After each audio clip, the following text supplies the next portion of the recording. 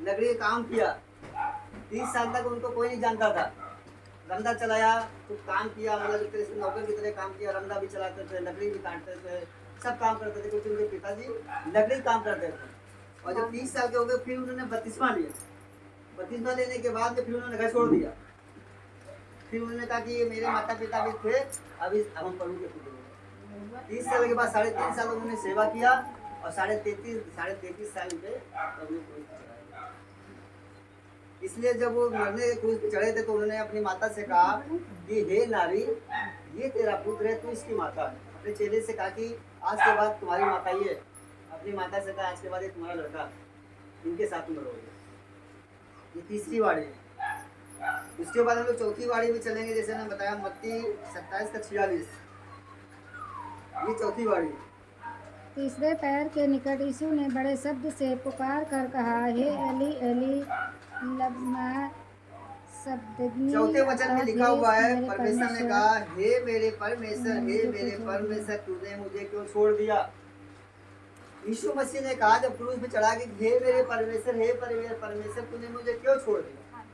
यीशु मसीह को परमेश्वर कभी नहीं छोड़ रहा था, लेकिन कुछ टाइम के लिए यीशु मसीह को परमेश्वर ने छोड़ दिया। क्यों छोड़ा? क्योंकि यीशु मसीह ने हम लोगों के, सारे लोगों के पापों को अपने ऊपर उठा लिया। और पापी लोगों से क्या होता है, यीशु मसीह वो पवित्र परमेश्वर दूर हो जाता है। यीशु मसीह ने हम सारे लोगों को जब पाप अपने ऊपर उठा लिया तो कुछ देर के लिए परमेश्वर उसके पास से दूर हो गया, दूर चला गया। क्यों? क्योंकि यीशु मसीह पापी हो गया। इसलिए पापी नहीं हो कि इसने पाप किया, इसलिए वो पापी बन गया क्योंकि उसने हम लोगों के पापों को अपने ऊपर उठा लिया। इसलिए पवित्र आत्मा उसके पास से चला गया। इसलिए यीशु मसीह ने कहा, हे पिता तूने मुझे क्यों छोड़ दिया। पिता ने इसलिए उसको छोड़ दिया क्योंकि उसका शरीर पाप से भर गया। हम लोगों के पापों को यीशु मसीह ने उठा लिया तो उसका शरीर पाप से भर गया। जब पाप से भर गया तो पवित्र आत्मा उसके शरीर से निकल के चला गया।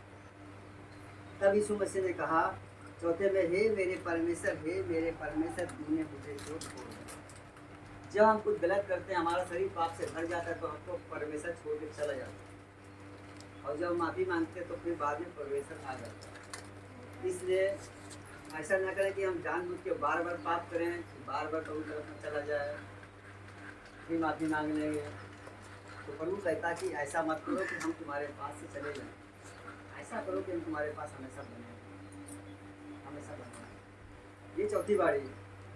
और पांचवी बाड़ी में हम लोग निकालेंगे यूहन्ना 19 का 28। यूहन्ना 19 का 28 में पांचवी बाड़ी।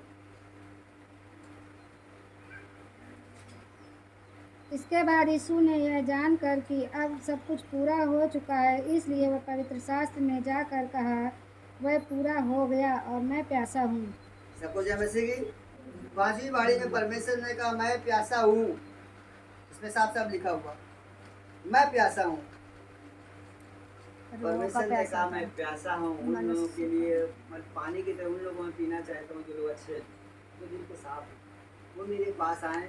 और मैं प्यासा हूँ, मेरी प्यास जब बुझेगी, जब सच्चे लोग, दिल के साफ लोग मेरे पास आएंगे तब मेरी प्यास। मनुष्य को जीतने की एक जगह यीशु मसीह गया और वहाँ पे कुआं था, कुआं के पास वो बैठ गया और उसके चेले गए थे खाना खरीदने कि कुछ खाने के लिए ले आए। यीशु मसीह ने कहा हम यहीं बैठे